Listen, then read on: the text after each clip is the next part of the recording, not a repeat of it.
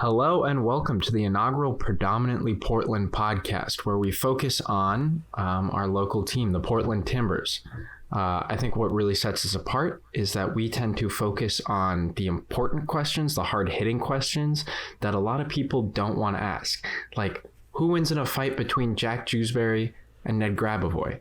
You know, no one else, the Oregonian, the Portland Timbers podcast, talk Timbers. None of these people are asking that. That's why we're here.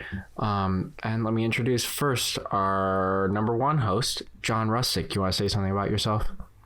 Yeah, I'm John. I am a journalism student at the U of L, and I've been a Timbers fan for a while, so we're going to have fun with this. He's a sports journalism major, which means he's qualified to talk about sports. Exactly. My riveting experience. Mm-hmm. And my name is Alex Gerber. I was a member of a high school soccer team. I was varsity for 3 years, bench all 3 years. So I too am very qualified to talk about all things soccer and all things Timbers. I'm just going to put it out there. I was at the very first MLS Timbers home game. I can't say I wasn't alive during the first Timbers home game in general, so that's not quite fair. But I was at the first MLS home game. Okay. Yeah, so John, do you want to introduce the first segment of the day? Yeah, so we've been discussing kits. I feel like that's kind of the first thing you do in the preseason.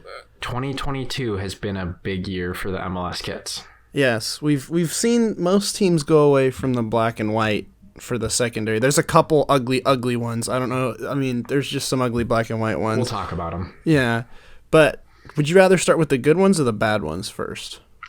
I think we should start with the good, because I think everyone knows where we're going with those. Number one, first and foremost, everyone can agree, this isn't a biased take, Portland has the best new jersey. I think it's the best kit they've had in a long time.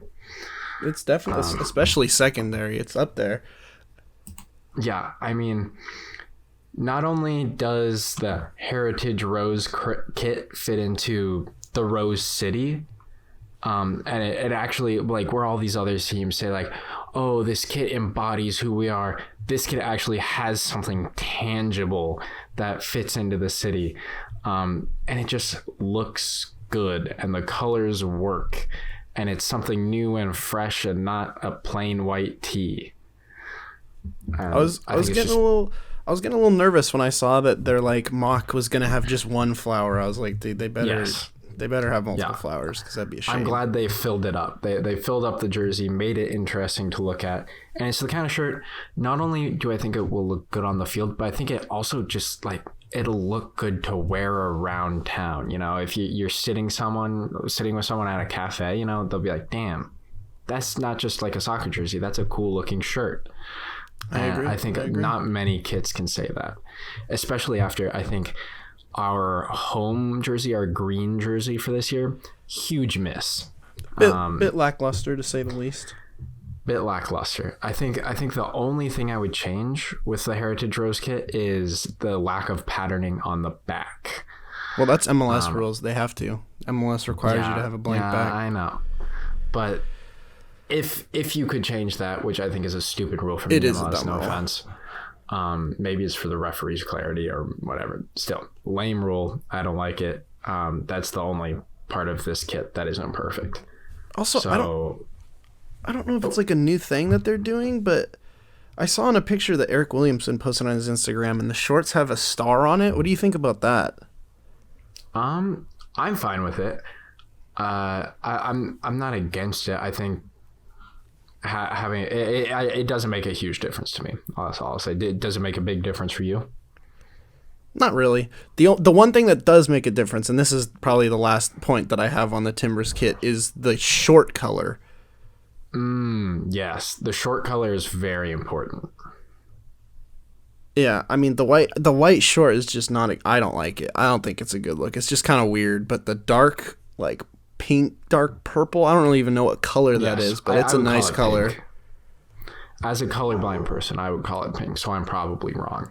But yeah, I think that's been a big thing with Timbers jerseys in general. Like when we wear the white jerseys in the past, we always wear green shorts and it looks gross, or we wear our green jerseys with white shorts and it doesn't look good.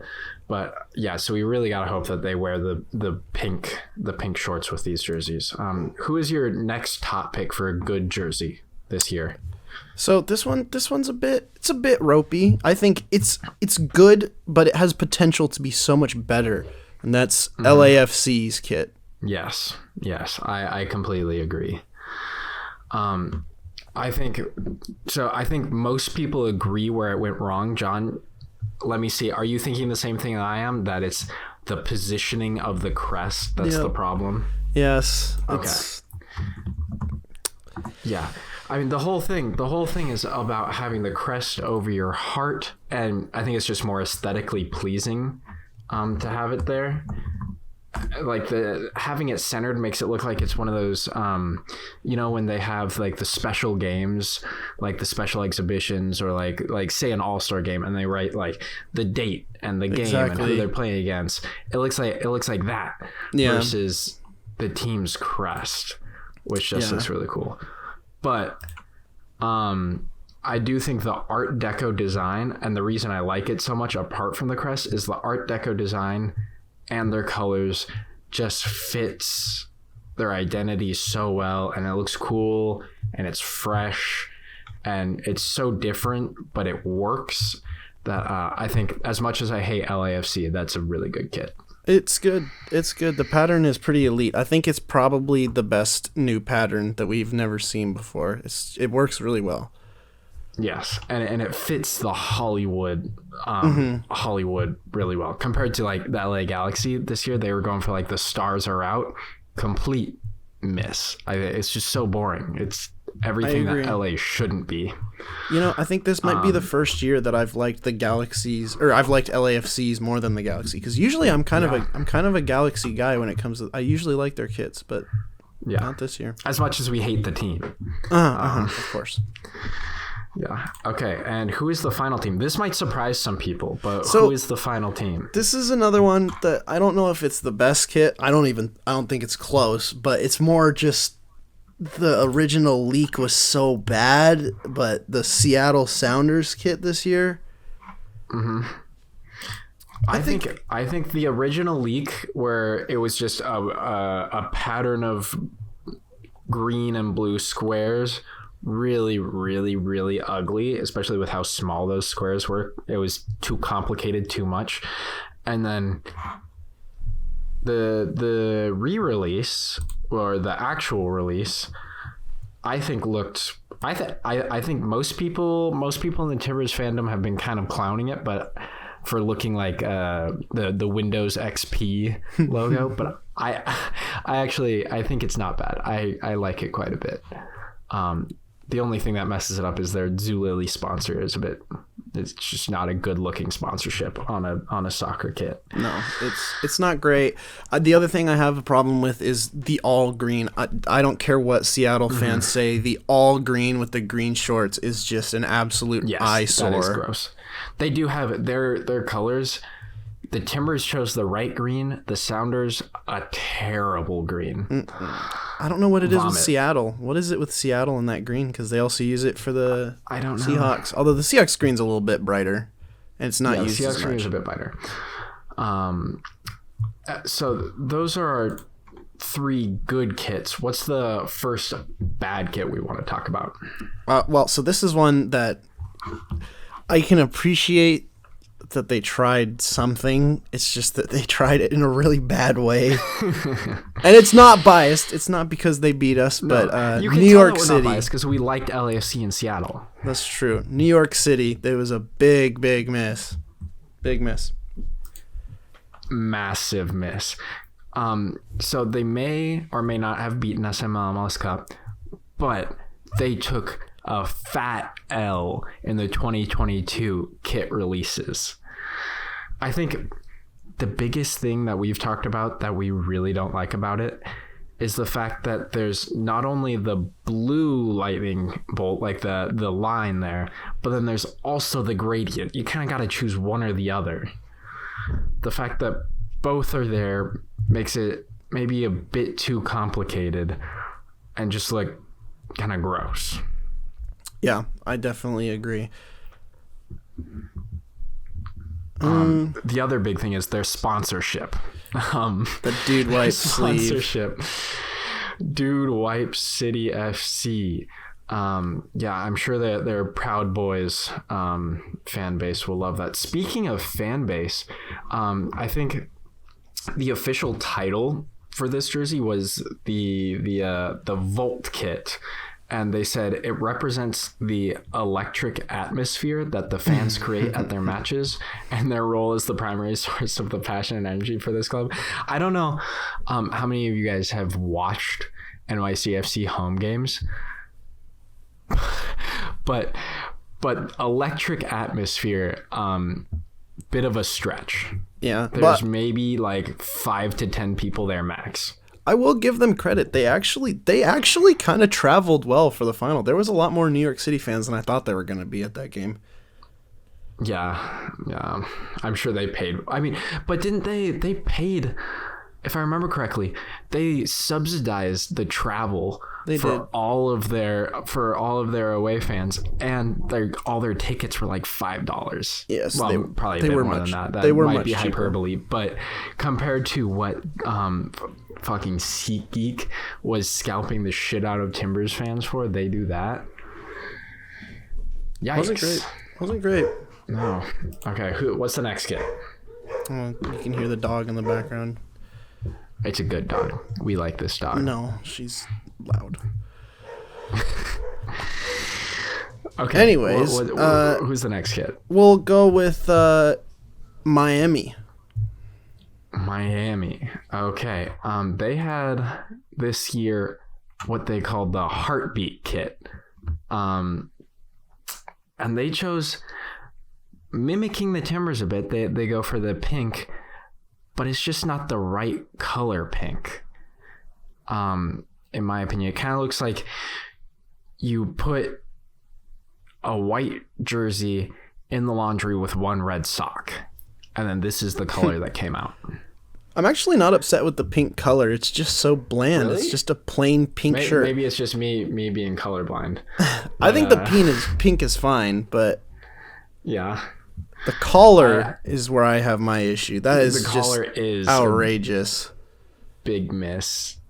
Because not only do you have a collar, which I don't like collars in general. I'll say that. That's one of the reasons I don't like the Timbers home, their full green kick, is because of the collar.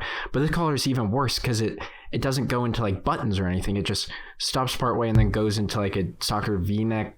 Does not look good. No, it doesn't. I will say though, it is nice that they have a sponsor. I don't know if they had a sponsor last year. I know that they used to not have one, but they do now. It is a crypto though, which is a bit terrible, but you know. We do not. This is an officially anti-crypto, anti-NFT podcast. If you don't like that, fuck you. You're killing the environment.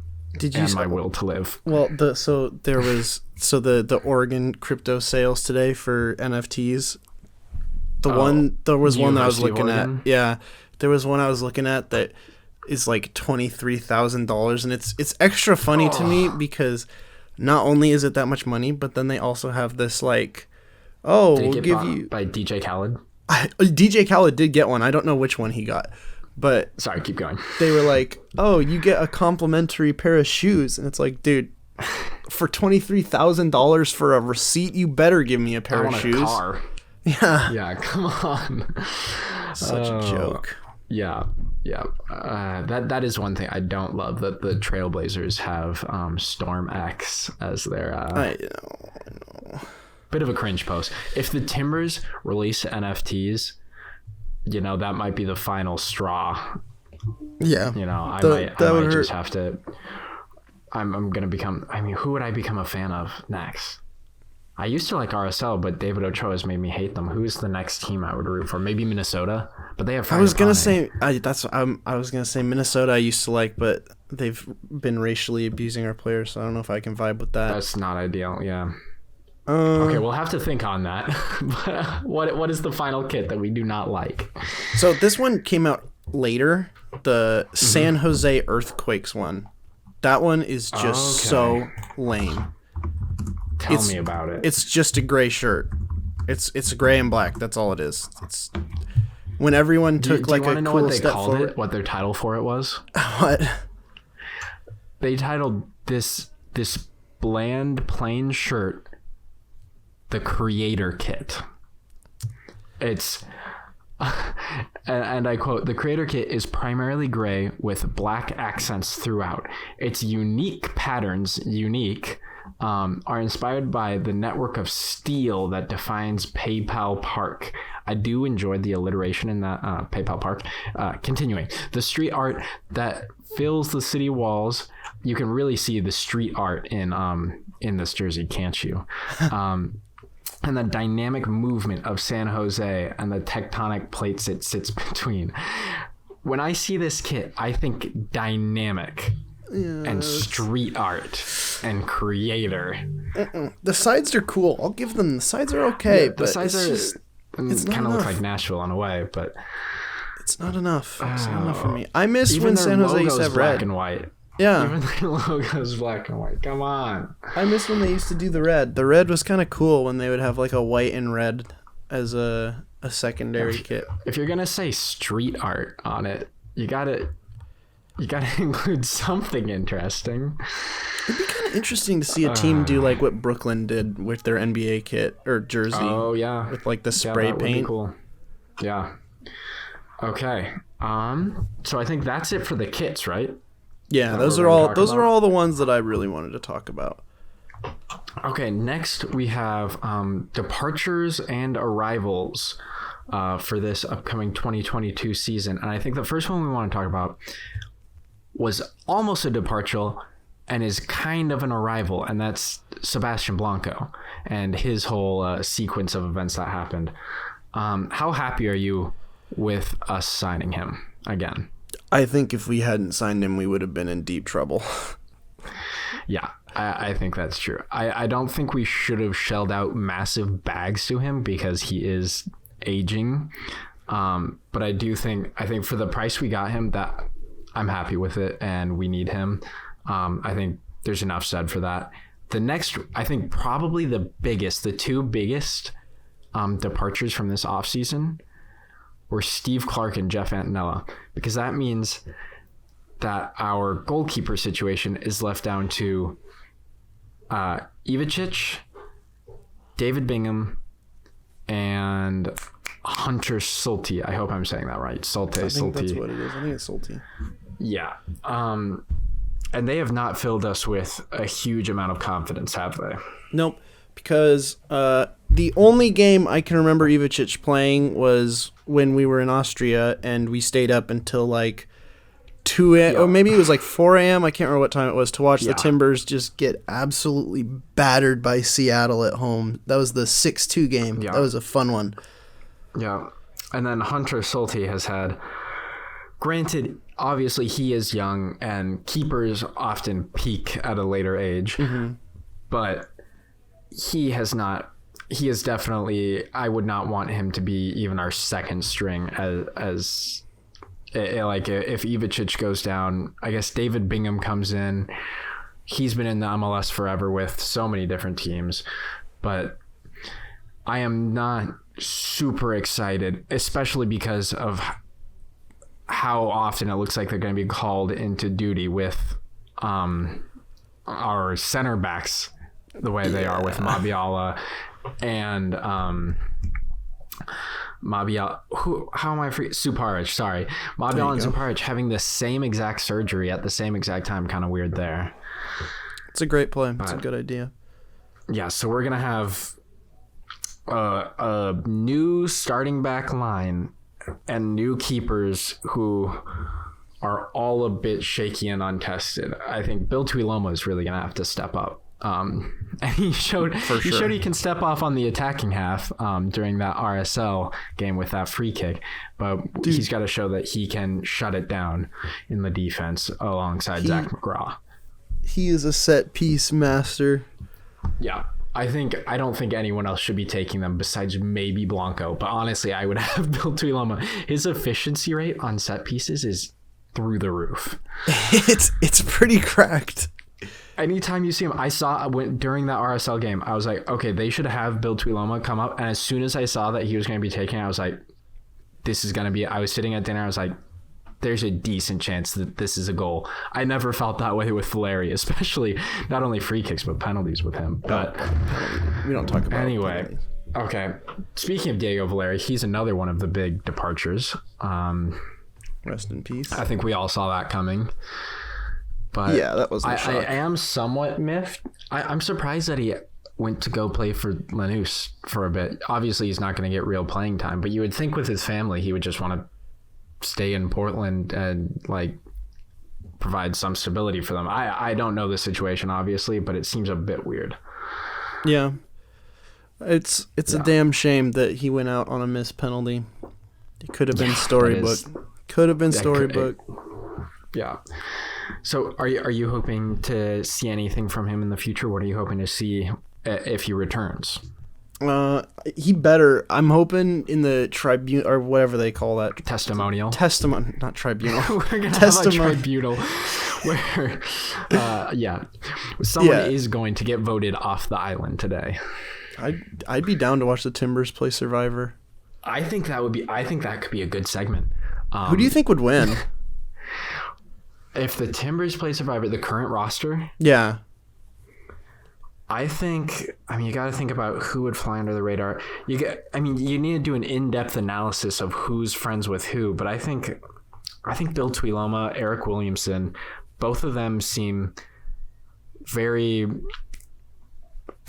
It would seem like it would be hard to get on their bad side. I think Eric Williamson. My vote's on Eric Williamson. What about you? I think Eric Williamson would lose just for the reason that everyone would think he'd win, so they'd want to get rid of him. That's true. It depends. Yeah, how much are they playing the game? You know, exactly. We're in season 42 of Survivor, where if you watch it now, like every 2 seconds, they're like backstabbing. Like, are they playing season 1 Survivor? Or are they playing season 42 Survivor? That's the question. I think season 1, Eric Williamson wins. Season 42, who's a conniving bitch in the Timbers?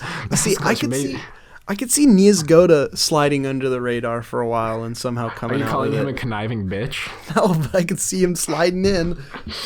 Yeah, I could see that as well. But yeah, I hope, back to our point, I hope Diego Valeri plays second half of the testimonial with the Timbers. I agree. Yeah. So, big arrivals. I think there are 2 that have really caught my eye. Number 1 is 19-year-old Argentine David Ayala. I hope I'm saying that right. I'm just basing the pronunciation off of Mariners pitcher in the 90s, Bobby Ayala. But I'm going to go with David Ayala, or David. It's probably David. I'm a shitty person. I apologize to everyone. So he came from Estudiantes, which is, you might recognize, for Pablo Piatti, played for Estudiantes as well. And he's a defensive mid. And what do you see his future at the Timbers being as a defensive mid? Well, I think it's pretty clear that he is the replacement for Diego Chara. I think that's what they're getting him ready. I don't think he's gonna be quite ready yet, and I hope Chara's not ready to leave. But I think that's where we're heading.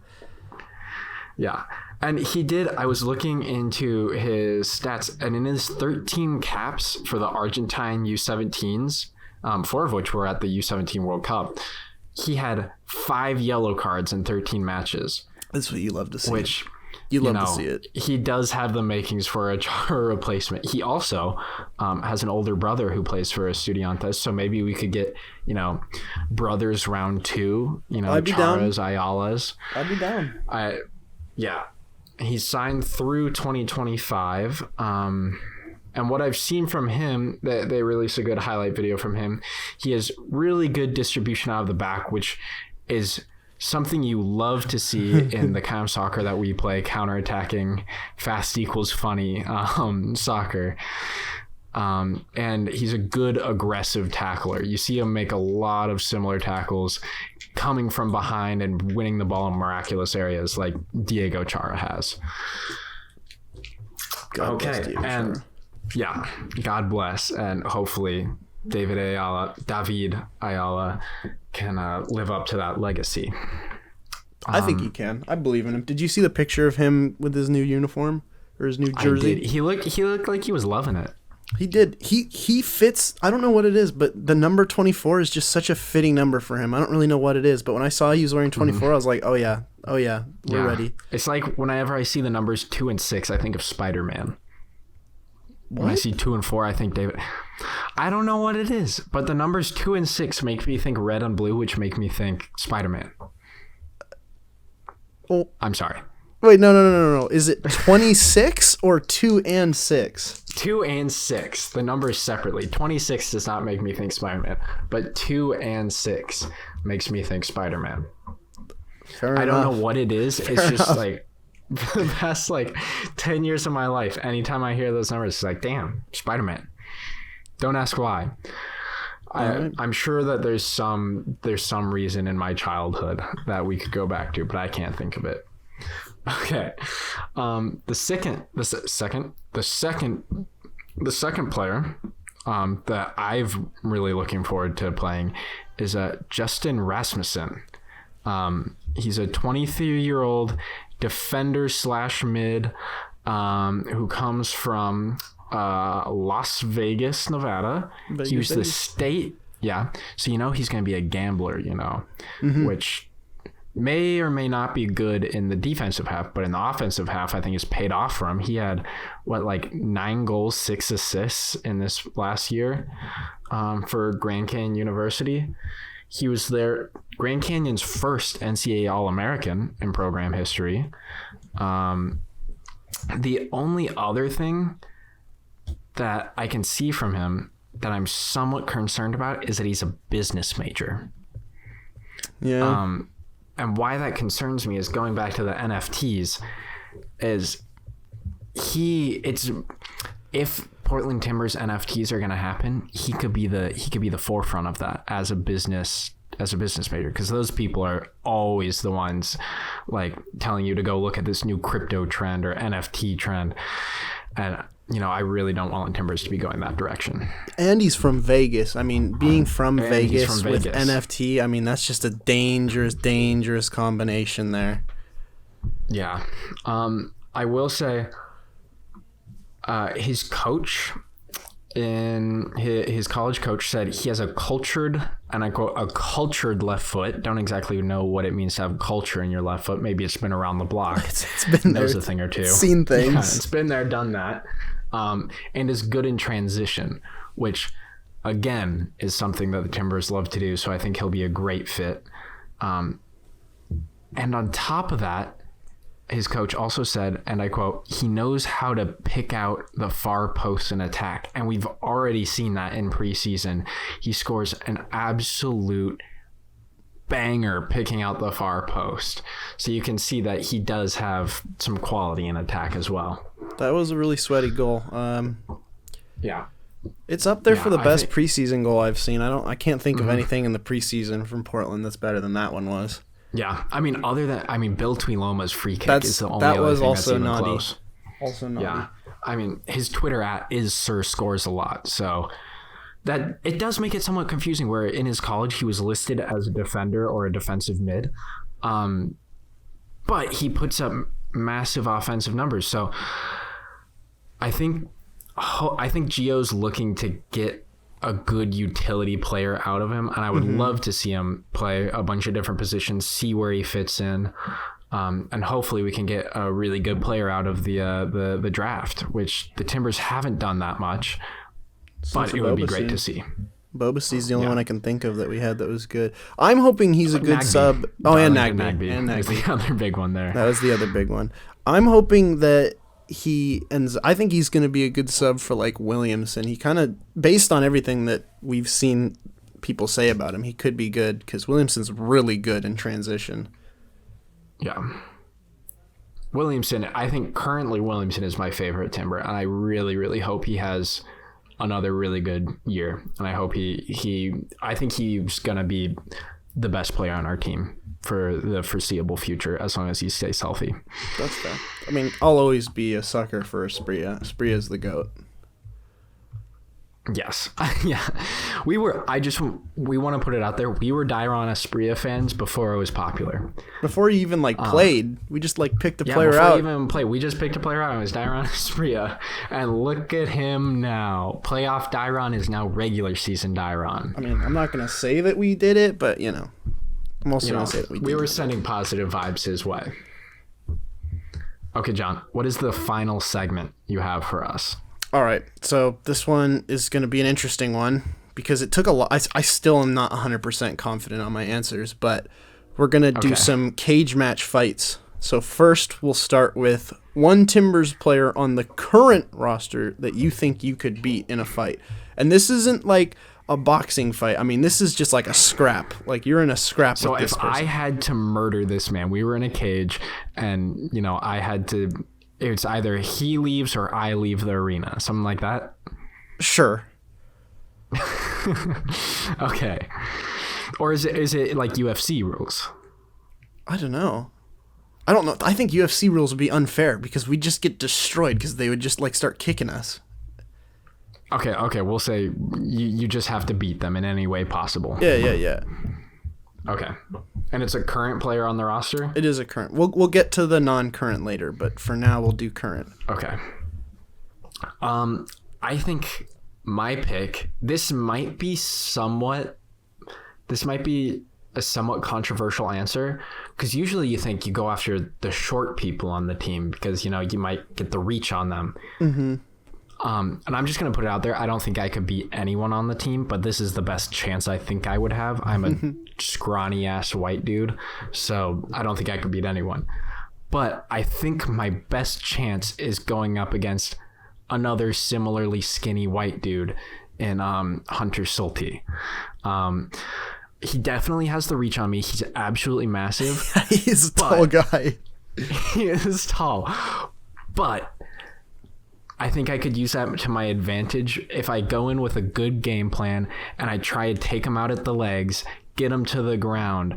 I think I can use that to my benefit. I think I did some in 8th grade. The wrestling coach was our PE teacher and he taught us a bit of wrestling. So I think if I can get him into a full Nelson, technically illegal, but it sounds like we're not playing with rules. No rules. I think I have a chance. Against fair. Hunter Sulte, just because I think he's a bit skinnier, similar to me, and I think that will be my best bet. All right, that's fair. See, I've also addressed this in the same way, where I don't actually think that I could beat this person. I just think that they would hurt me the least.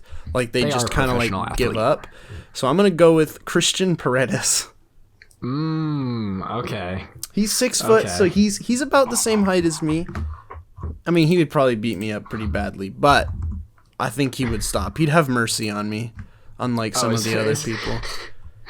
Yeah, you got to think about who's going to be. That is something that I didn't really think about. Is you have the mindset of a player, not just the physicality, but you got to choose someone who won't finish you off. Exactly. See, I think Paredes who doesn't have the killer instinct. He'd be nice enough to be like, all right, you've learned your lesson. Now leave me alone. Yeah. Okay. Right. So there's both of our answers for current players. What's next? Off the roster. So currently not on the Timbers, but did play with them. I'm a little bit more confident about this one. I think I would. I'd still lose, but I think that this person I'd have a better chance against. So are we talking about them currently or while they were playing? I guess currently. Or I guess no. I guess currently. When they were on the Timbers. It should be while they're playing, because then I would just choose the oldest person possible. Yeah, right. That's what I meant. I meant when they were on the Timbers. I'm going to choose Ned Grabavoy. That's a solid answer. He is scrappy, but he's 5'7", I think I'm going to do the exact opposite of what I did with Hunter Sulte. and go try and take it to ground. Now here I'm going to try and have it be a straight up boxing match where I can use my length to get some jabs in before he can do much damage. Also, if you're going Timbers Ned Grabavoy, you could also go with the hair pull, because he had long hair when he was here. Yes, hair or at least pull some of the time is key. No shame in hair pulling. I went with Andres Flores. Oh, that was one when I was doing some research for this. That was my number 2. See, I would say I still think he beat me because he seems like he's such a scrappy dude. Like, all of a sudden he would just be like on top of me, just like beating my face in, and I'd be like, well, I've lost this fight. Yeah, he is also 5'7", but he weighs significant. He's 148 compared to Ned Grabavoy's was like 160, so he weighs quite a bit less. So maybe you'd be able to sit on him. Well, see, my thought is maybe I just get one lucky shot in, and that's enough to knock him out. That's what I'm hoping for. Yeah.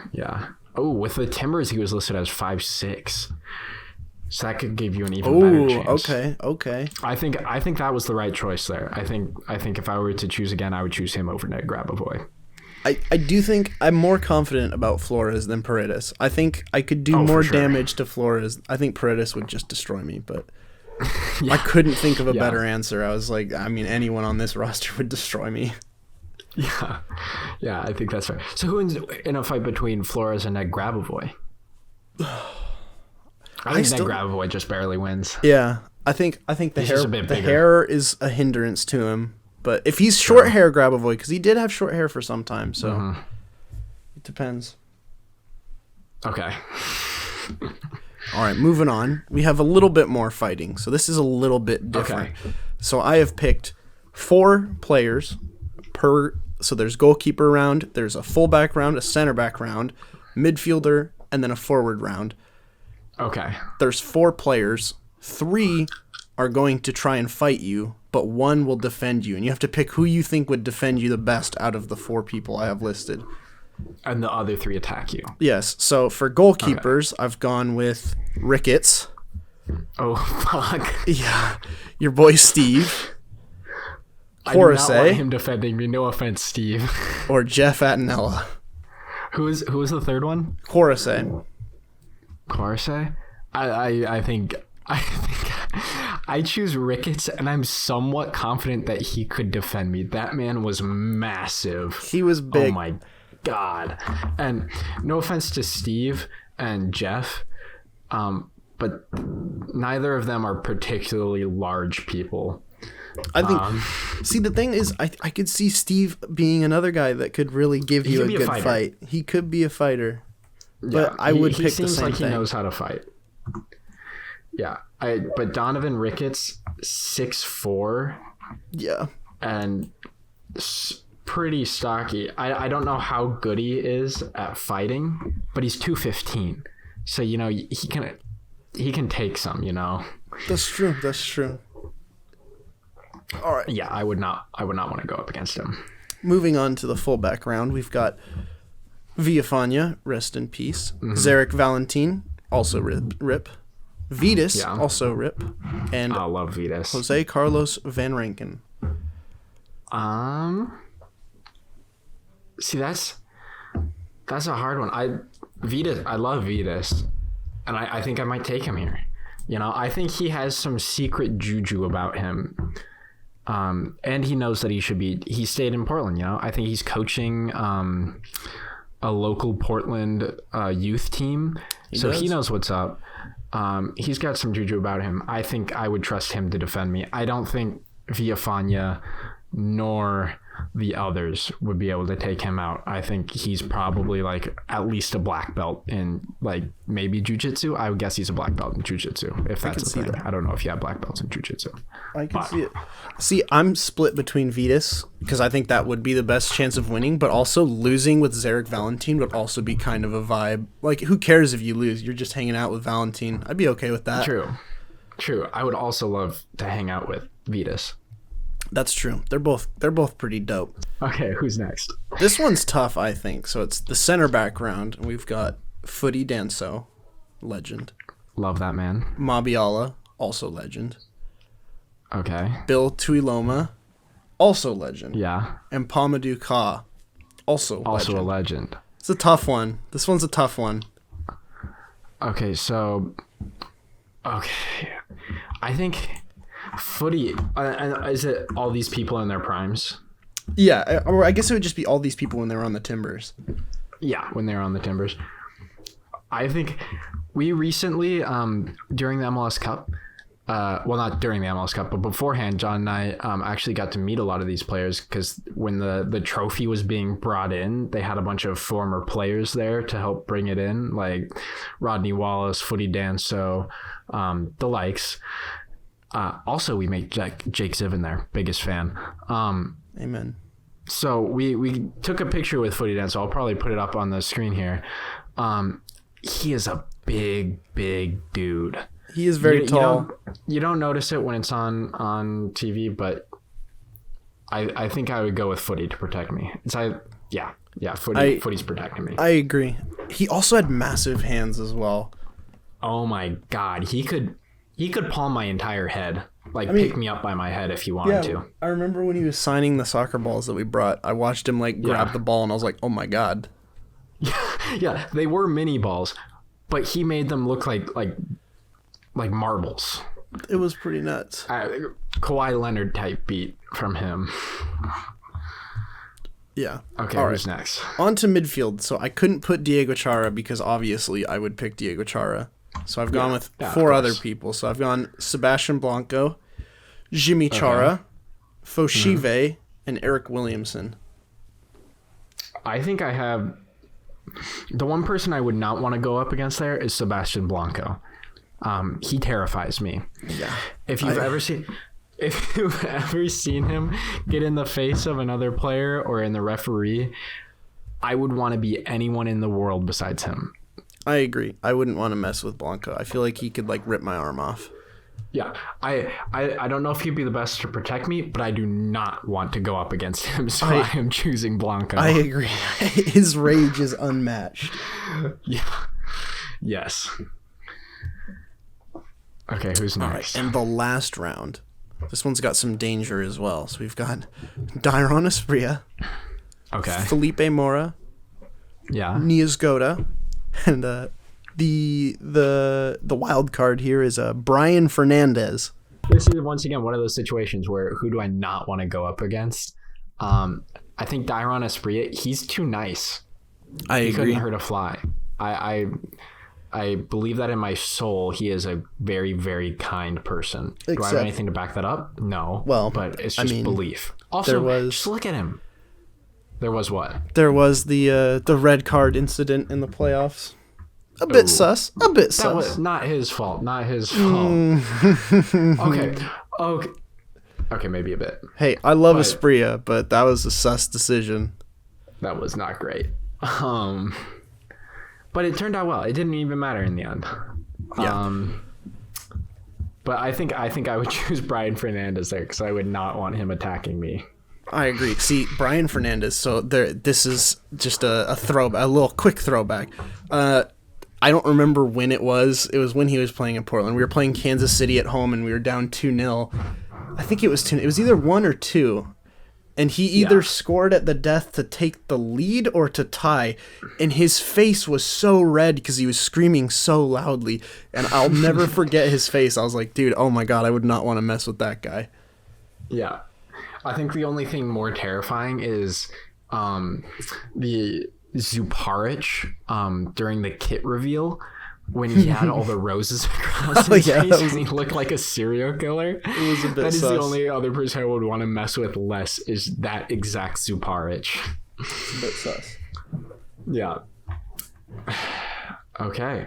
Was that the final cage match? That was, in fact, the final cage match that I had. Okay. Well, thank you, John, for this inaugural podcast. Do you have anything you want to add before we end? I'm ready for the season, and we'll be ready for New England. Hopefully. Yeah. No, we expect another podcast coming up, either before or after that New England game. Probably after, so we can review it. Mm-hmm. But yeah. Signing off. This is the Predominantly Portland podcast. Adios. Fuck, I don't know how to end these. Adios. That's what. Adios. Yes. There we go. There it is. Arrivederci. Does arrivederci mean hi, goodbye? I don't I don't even know what that is. Sayonara.